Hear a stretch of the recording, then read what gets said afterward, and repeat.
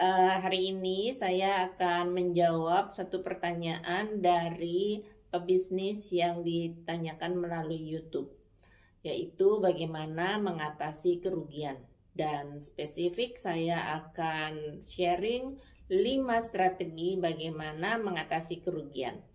Oke, pertama memang perubahan di bisnis itu selalu setiap saat pasti terjadi.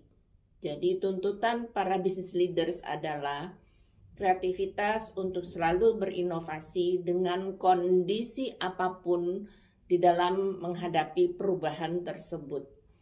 Terutama akhir-akhir ini di mana perubahan terjadi sangat tiba-tiba, yaitu pandemik yang melanda seluruh negara kita dan bahkan seluruh dunia.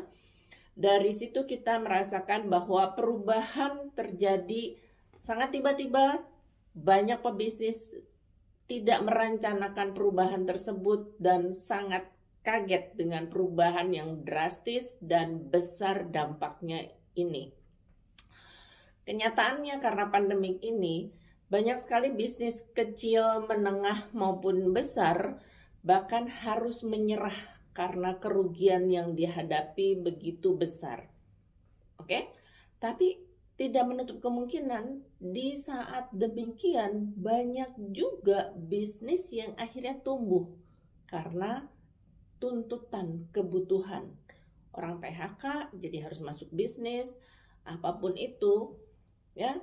Nah, sekarang kita mau belajar kenapa mereka bisa tumbuh sementara kita harus begitu meruginya dan bahkan kadang-kadang harus menyerah. Oke, sebelum Anda menyerah, kita coba lihat ya, apa sih faktor utama bisnis itu merugi? Ya, yang pasti adalah karena pandemi ini perubahan kebutuhan tetap ada, perubahan dari gaya belanja pelanggan ya, jadi pelanggan jadi menurun. Kalau yang tadinya biasa belanja datang ke toko Anda, tentunya bisa jadi menurun drastis, apalagi dengan banyak tempat yang harus lockdown dan lain sebagainya.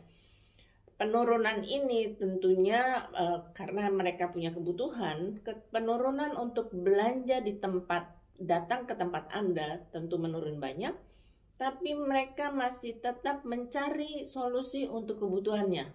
Nah, seberapa cepat kreativitas Anda dan inovasi Anda bisa menjawab kebutuhan yang bergerak tersebut. Ya, jadi pembeli menurun, iya, pembeli fisik yang datang ke toko Anda kalau Anda memang di toko, ya.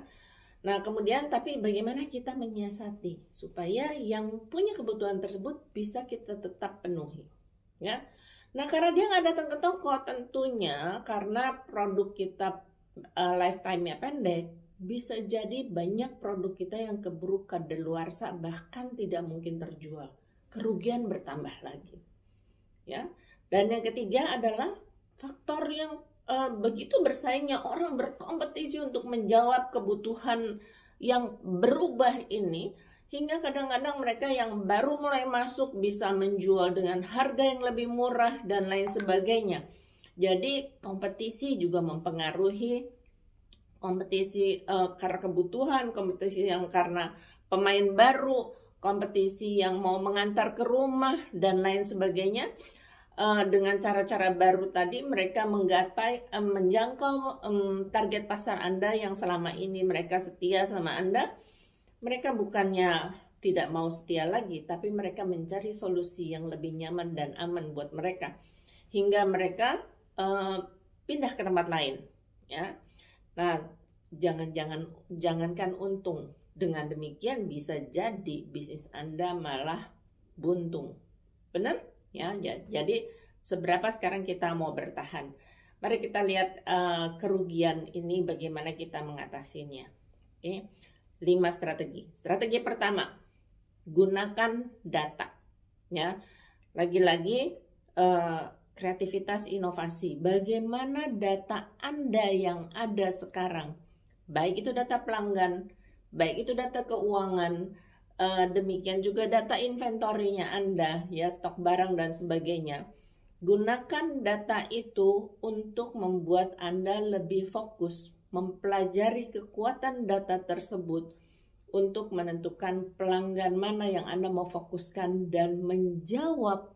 Mungkin strategi kedua adalah membangun channel komunikasi baru dengan pelanggan yang Anda inginkan tadi.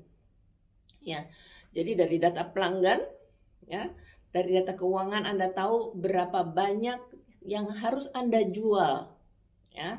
Kemudian dari data inventory atau data barang Anda bisa melihat barang apa yang paling banyak dibutuhkan selama ini. Ya, jadi fokus pada barangnya juga. Ya, jadi produk-produk yang banyak peminatnya, jadi turnovernya tinggi, ya.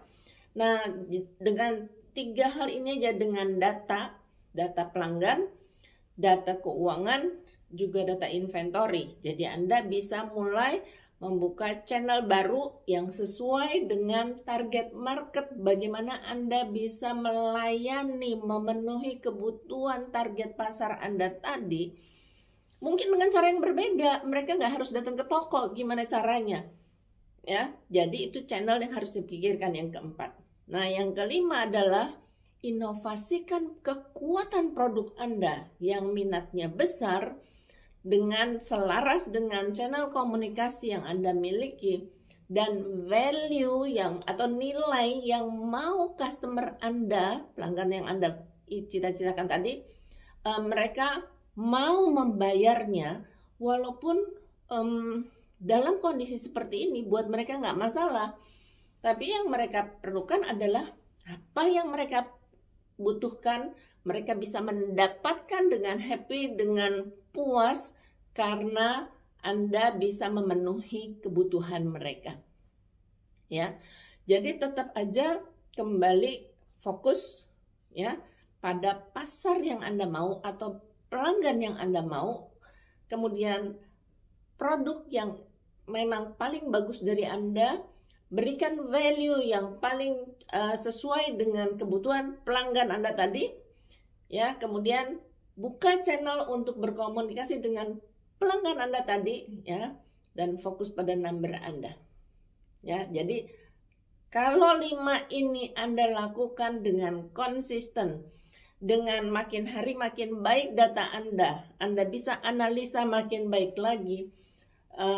Saya yakin bisnis Anda bisa recover dengan baik. Ya, jadi kembali kreativitas dan inovasi menggunakan data Anda dan fokus kepada kekuatan Anda membuat Anda bisa survive di masa pandemik seperti ini untuk mengatasi kerugian, ya.